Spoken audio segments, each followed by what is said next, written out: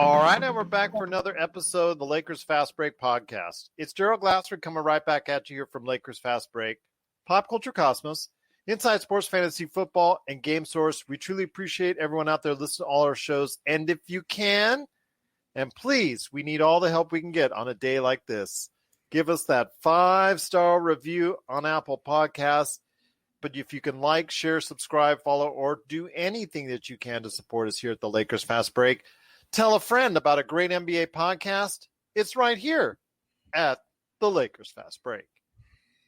Well, I'd love to be telling you right now I'm in a fantastic mood. I'd love to tell you right now I'm in a great mood, but like most Laker fans out there, we're kind of licking our wounds, so to speak, because you know what? We took it on the chin, and we took it on the chin hard today. 109-98 loss against the Brooklyn Nets today. Just a very disappointing game overall. The Lakers, 26% shooting from the three-point area. Basically, we got destroyed at the three-point area by 30 points, pretty much is what we lost it by, right there in a nutshell. And here today to talk about the game and all the disappointing things that came out of it. No AD and no Dennis Schroeder. Dennis Schroeder was out due to health and safety protocols, but here today to talk about the game are two great guests indeed. First up, you got to catch him when he makes those great comments that's now available at LakerHolics.com. It is LeeRob. And LeeRob, I love it when you come on the air, my friend, but I don't like it when you come on the air during a loss. I always like it when you get that great energy after an awesome Lakers win. Yes, I agree, Gerald. Definitely not the best case scenario, but hey, got to take the good with the bad. So if you're going to lose to the Nets, better to do it in, February as opposed to July or whenever the finals could possibly be this year.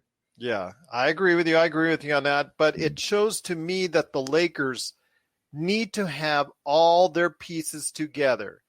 They are not a team that cannot have a major piece like, yes, you saw tonight, 2 major pieces missing. So without that, it seems to fall apart very quickly. I agree. Yeah, just missing Schroeder and of course AD. It showed the Lakers had no offense except for LeBron. Kuz, hit a few shots and hustled, but yeah, you got Matthews couldn't give you much. KCP's confidence is not where it needs to be. Caruso's a good glue guy, but in a game like this, you need guys who can score. I mean, the Nets are giving up a ton of points, and, we struggled. THT was really out of sync the whole game. He blew coverages. He looked very young today. So, yeah, it wasn't too many bright spots. And you have him going up against Irving and Harden, and they're just feasting on him left and right. So it was pretty ugly and pretty ugly fast. Do want to thank Elton Barrios. That did cheer us up a little bit, the big thumbs up. So we cannot thank you enough for giving us a thumbs up on Facebook. But also here today, and I hope the Black Hat is not in mourning for the Lakers here today. But here today, talk about today's game. He shows up, win or lose, so I got to give him credit for that as well. He is the man indeed behind LakerHolics.com. It is LakerTom. And LakerTom, everybody talked about how bad and statistically really bad, and it is, Brooklyn's defense is normally. Today, it looked like just the opposite that was the case. I think it's more a case of the Lakers defense really sucking than the Nets defense is not really very good. The Lakers basically, the offense has really degraded itself over the last few games. Our three-point shooting, now we're ranking in the low 20s on makes, attempts, and percentage after the hot start. All game long, I was getting so angry at KCP not pulling the trigger when he had an open shot, and even LeBron not pulling the trigger. Nobody has any confidence. You cannot win in this league if you get outscored by 30 points from the three-point differential. No. You can talk all you want about how championship teams are teams that play defense. They're not necessarily teams that shoot and make a lot of threes. But the simple reality is that's changing, This particular season is the highest percentage, the most threes attempted, the most threes made, and the highest percentage of shooting threes in the history of the NBA. The average is 36.9% so far this season. That's a 37% average. It's not 35% like it used to be a few years ago and so forth. And they're taking more threes. And the Lakers came into the game averaging 10.9 threes, and they didn't even hit 10 of them this time. That's where the game is won and lost right now. And the Lakers rank third in defense. They're in the top 5 in the fewest number of threes taken, the fewest number of threes made, and the lowest percentage in shooting threes for opponents. So their defense on threes is pretty good. Tonight they ran into a red hot team. They've been hitting 27, 20, 23s in some of their other games, so they were smoking hot. And Joe Harris was just burying them one after another. So part of that is just, in my mind, is you run into teams like that, and that's going to happen. But the other side of the coin is what really bothers me about the Lakers at this point in time, which is you're going to have games where teams are going to shoot 50% like the Nets almost did tonight. But you just cannot go into the game without a game plan to even get a three-point shot. And we don't run any plays to get three-point shots. It's the defense, the offense has become so stagnant. It's pass the ball into LeBron. They're not, and then hope that you can get somebody open. And we basically run the whole clock down and take a bad shot at the end of the clock. And we continually do that over and over. We have no fast break. We have no penetration. We definitely missed Schroeder a lot tonight. We definitely miss AD because he gives us the only inside game that we really have. But the coaches need to do something because the offense is really the problem. It's not the defense necessarily. I thought they were times when they played pretty good defense. Sometimes, these are pro players, and great offense basically will often beat great defense, especially when it's individual offense versus individual defense. And the Lakers didn't play any sort of team defense.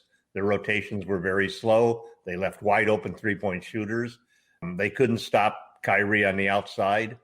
So it's just one of those frustrating games. You basically flush it and you move on to the next game.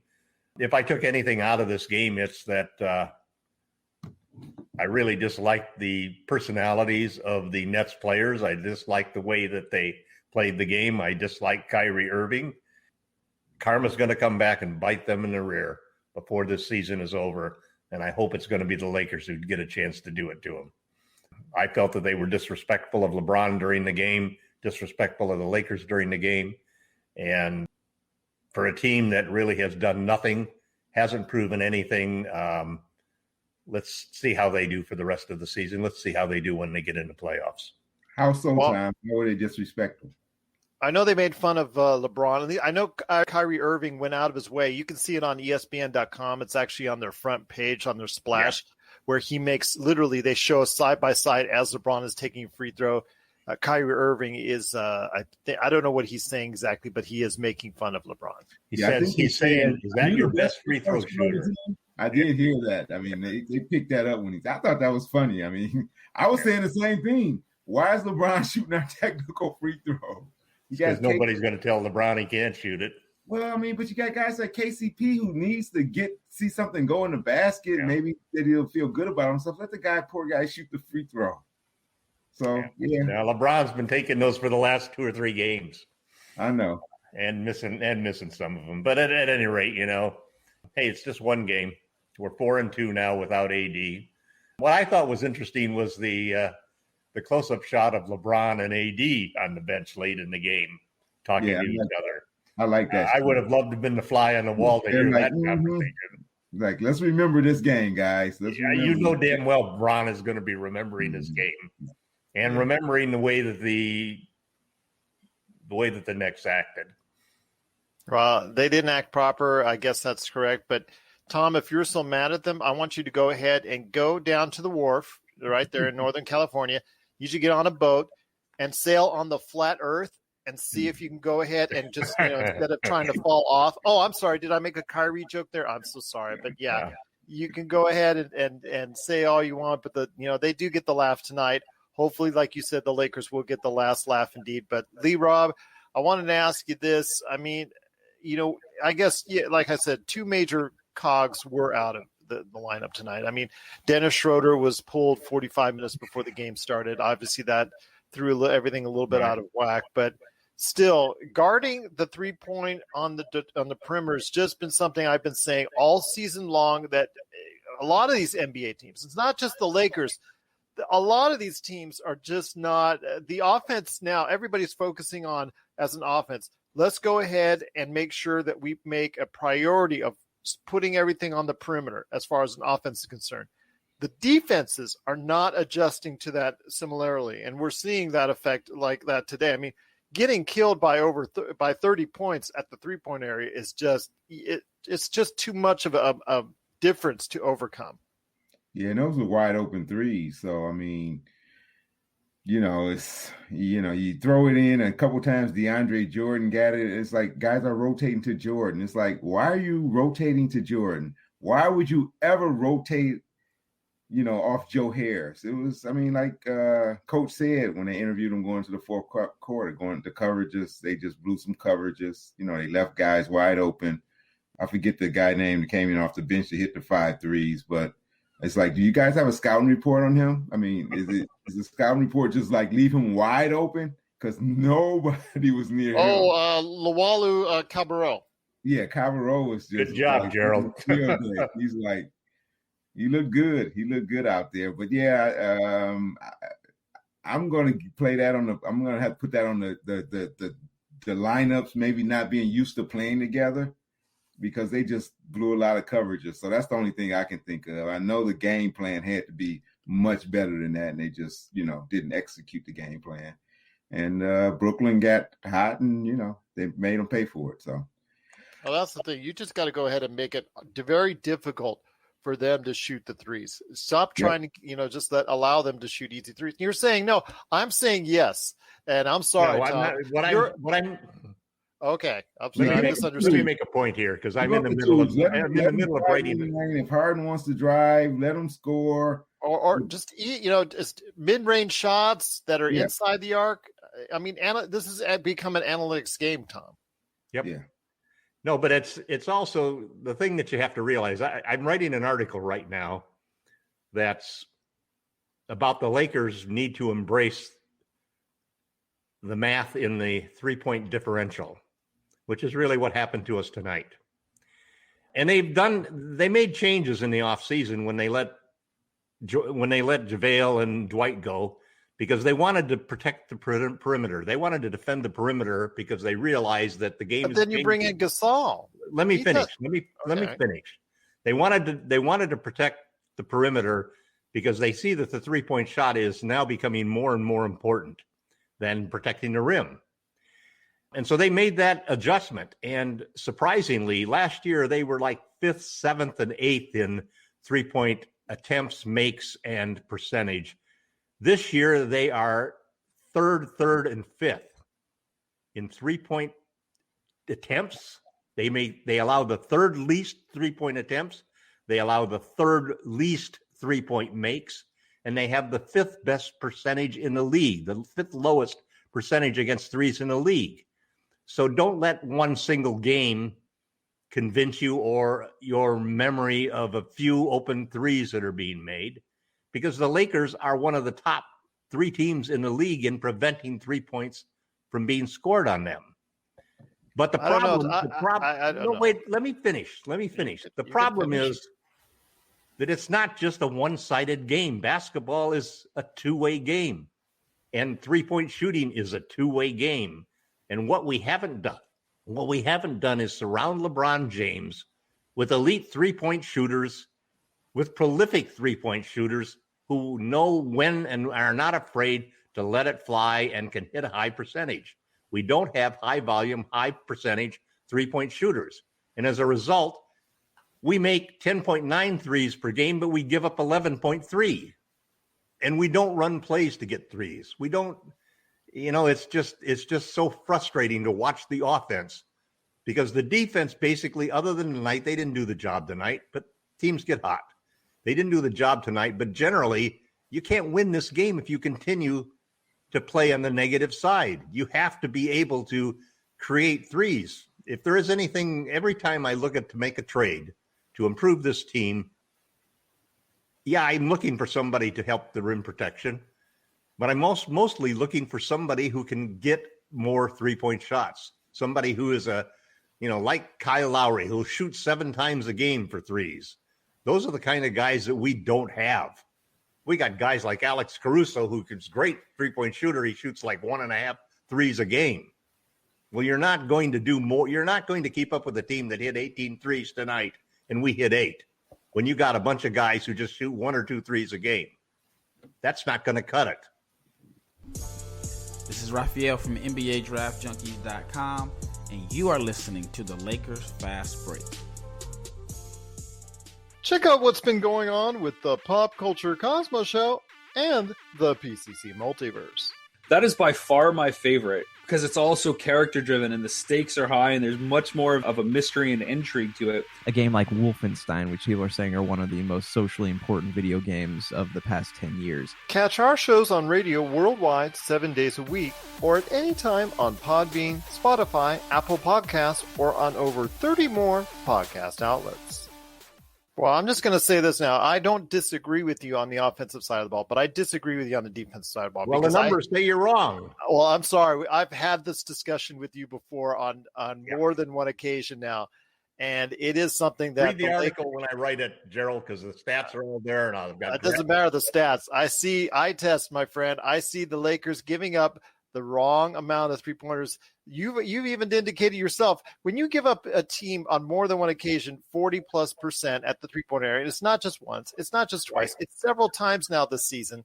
Don't tell me that it's 100% on the offense. We have the 5th lowest three-point percentage for opponents in the league.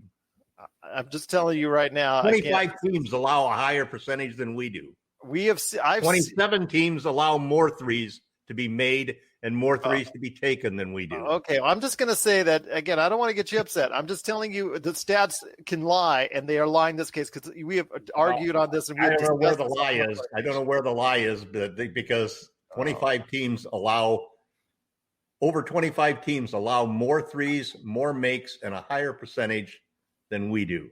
I can show you at least 10 games where other team shot 40% from the three. Everybody can show games like that, Gerald. That's the point. But the thing is, who you are allowing the three-pointers to go to. You instead of, like LeeRob said, right on the money, instead of going out and not contesting or making it an easier three-point shot for Joe Harris, get him to pass the ball or take a step in from the three-pointer where he's not as comfortable. I don't disagree with that. But when you look at the whole total of the numbers, it's three-point offense that's our problem, not three-point defense. No, I think it's both. It's both. I'm not disagreeing with you on the offense. I'll never disagree with you on the offense. This has been something for 2 years in the making. But LeeRob, I want you to interject. I mean, you've been seeing this team just as much as LakerTom and I have. I'm sure you've got your concerns as well. Yeah, I mean, the shooting has been really, it's been brutal from 3-point line. I haven't tracked the trend, but I'm going to say for pretty much the month of February, I haven't broken it down month by month, but it's been pretty bad. But the last 4 games, I think 3 or 4 games. We shot well the last game before this one, but that's been the only game of about the last 8 or 9 the last 10 games before we hit 40% the other night. The last 10 games, we were shooting under 30%. Okay. In the last 4 games, we've given up over 40%. So that's a pretty bad combination. So, but yeah, our offense, that's not our coaching staff strength offense. So the offense is going to struggle, especially with AD and Dennis out. Those are 2 of our 3 best offensive players. So LeBron's playing 1-on-5 tonight. Yeah, LeBron's playing great. Offense is going to come and go, but you gotta play consistent defense. I think you got to play consistent defense, and we didn't do it today. So it bit us. So we'll learn from it. They'll come out ready to play, and that's probably a good thing. Let those guys know. Let THT know, hey, you're not the man. You got to go to work. You got to play harder. You got to pay attention to detail to be a champion. He needs to balance his game. He needs to focus on his 3-point shot because people are playing him now for that drive. Everybody's waiting for that drive to the hoop, and it's a lot harder to do that when they're doing that. This is something I told you about. I mean, I still love the kid, but we're going to have games like this where he's going to look like he's 20, and where it's games where he's going to look like he's in his prime. But that shot has to be there, unless, like you said, they're just going to pack it in. Be there. He's still shooting 90% from the free throw line. So no, I'm just saying the 3-point shooter has to become consistent because they're just going to go ahead and back up and just play for the drive each and every time out. You just got to be able to settle yourself down and take that open three when you got it. Nobody on this team is willing or confident enough to take the open three right now. Yeah, and then like you say, they don't run plays. You got to get Twin a couple threes. Pretty much that's the only thing he brings to the table is his 3-point shooting. So and he missed his first two too. Just like get him just like West did. West had a horrible game. Yeah. And it's just like Caruso. Caruso can make some great plays, but Caruso's in a game like you said, Lee. In a game like this, Caruso's not going to be a difference maker because he makes the good plays that hold together the good strings and runs that you make and defensive plays, but he's not a guy who's can produce to bring you back. He's not a come from behind player. Yeah, maybe this is a Quinn Cook game. Throw him out there 20-something minutes. He's a good 3-point shooter. Maybe. I mean, well, he did actually. Frank Vogel did that. He brought him out in the second quarter, if I remember correctly. Very short leash with him, I thought. Yeah, that's true. I think he made a hoop, and he kind of snatched him out. Well, listen, they came out red hot from three, and that's what happens when somebody's red hot from three, and you're cold as ice. Yeah, that's true. But guys, there's still a lot of issues that they need to take care of, and hopefully they'll get at least some of this taken care of. And Dennis Schroeder will be back by Saturday against. That is scary, though. I mean, I hope he's an isolated case, and he doesn't. I hope so too, because ABC is just like this right now because that's the next game is on ABC against the Heat. Yeah. So there could be some scrambling if the Lakers are. He had contact with somebody outside of the team per day so that he's an isolated case that they keep him away from the team, as opposed to the thing about it is you just don't know with COVID because. We had a game. How long is the isolation supposed to be? I think it's up to is it 10 days? If I'm not mistaken. No, I don't see that 10-day thing being held on because I see guys all the time. But I thought that was the original. I thought it was originally it was that guys were out for 10 days, but now I see guys coming back after 2 or 3 days. And I guess it's because they can test them. X amount of negative tests. I think that's what they did. Yeah. So 2 negative tests or something. So anyway, I hope Dennis is okay. He was playing so well, working on his extension. Yes. We could have used him tonight. Yeah, I was looking forward to him matching up against Kyrie some. So that was a little disappointing not to. Yeah. I think he would have. I thought he could have torched Kyrie on defense. Yeah. Well, he would have taken up the challenge. But again, it wasn't meant to be this time around. But the Lakers hopefully will have that long memory when they head over to Brooklyn, hopefully later this year, depending on when the schedule lies. But speaking of the schedule, it is Miami on Saturday, tentatively scheduled right now. We're kind of keeping our fingers crossed. It is a home game. At 5:30 though. Yeah, well, it's because it's again Saturday for the East Coast. Okay. Yeah, it's one of those Saturday funky games that ABC wants to put on prime time because they don't really have anything else. Good because they can come back then. Yeah, well, you got to throw the commercials on something. Might as well be on a Lakers game. Yep. But I will say this before we leave. It's been great talking to you guys. But before we head out, I want you to go ahead and tell everybody what you guys are up to for Lakerholics.com. Again, we will be back on Saturday after the Miami Heat game. Hopefully, it will not be 4 straight losses at the Staples Center because I have a feeling if tomorrow night, if both Kawhi and Paul George are still out, Utah is going to have another easy game. So that would be bad if the Staples Center hosted 4 straight losses. I saw them play the Bucks. I watched that game. That was the first time I've seen them this season. They're very good. They look good. I know you were undercutting them earlier. Yeah. You weren't taking them seriously. You need No, to take. I have a lot more respect for him after watching Clarkson tear the Bucks apart, and yeah, he's having a career year. He's having a great year, and Joe Ingles is playing just terrifically. And Rudy Gobert's kind of, I say, living up to that contract extension. Yeah. Yeah, so. I saw where our friend Hollinger basically was saying the best player and the best team, and they rank him 7th.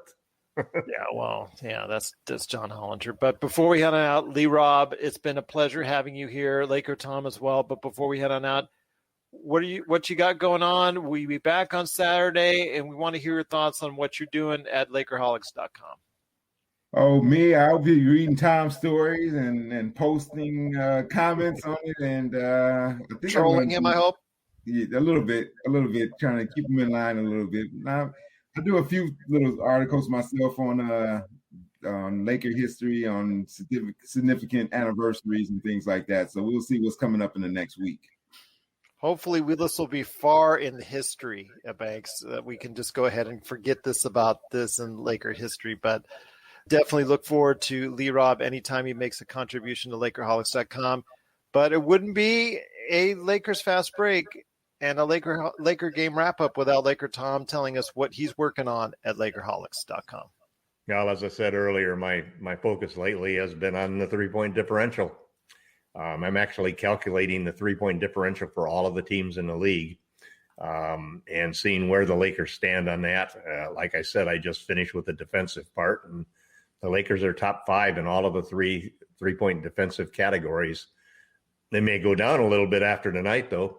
But offensively, that's the problem, that they just aren't even making enough threes to cover their number 3 ranked defense against threes.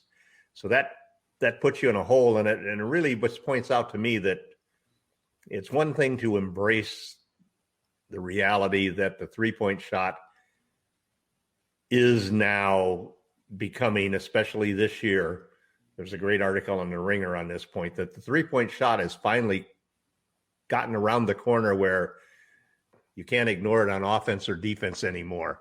And the teams that ignore it on offense or ignore it on defense basically and end up with a negative three-point differential are paying the price now. This article on The Ringer had a great study of the times when teams would make over 20 threes versus the times when they'd make less than 5 threes. And it's pretty amazing how those games are like 95% of the time. When you do one of those two things, you win or lose. So it'll be an interesting thing. I'll have the article out probably sometime tomorrow, and it'll be interesting to see. I haven't finished the calculations. I want to see where the Lakers end up among the 30 teams when it comes down to the differential, because their differentials right now before this game was minus 1.2 threes per game. So that'll be, I think that's the key to anything that the Lakers do before. We probably can't make any trades until February 24th is the first day that we'll have enough. February 24th is the first day that the average prorated salary for a minimum player now gets low enough that we can squeeze them in underneath the hard cap. Yes. And then early the first few days of March is the first time that some of the players that we signed this year or signed to extensions like KCP and Kuzma, despite his poison pill, and Harrell and Schroeder can be traded at all. And then we've got the other thing that Schroeder's eligible for a $2 or $3 million raise in an extension, and that may be something that we'll be looking at doing too. So it's going to be, we've got another couple of weeks before the Lakers could even do anything, before they could even sign, another week before they can sign somebody who's just a minimum player, another 3 weeks maybe before they can actually make a trade with any of the players that they signed this summer. So what we've got is what you're going to see on the court for the next few games. And that means that the coaching staff has got to straighten these things out. Let's hope that Dennis is going to test positive or test negative a couple of times quickly and be able to, get back out there in the court. We definitely need him. I was disappointed in the game tonight. I was mostly angry at the way the Nets I felt disrespected the Lakers, but usually I find that when you do that to LeBron James, you'll end up paying a price down the road. So we'll see what happens. We'll see what happens indeed. But LeeRob, LakerTom, it's been great having you here. Always a pleasure to have LeeRob. LakerTom,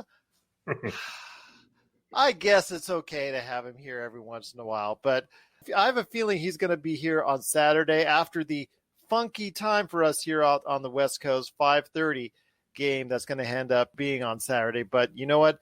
Please check it out. It is going to be on ABC. We hope that this health and safety protocol only stays with Dennis Schroeder and that he comes back very soon.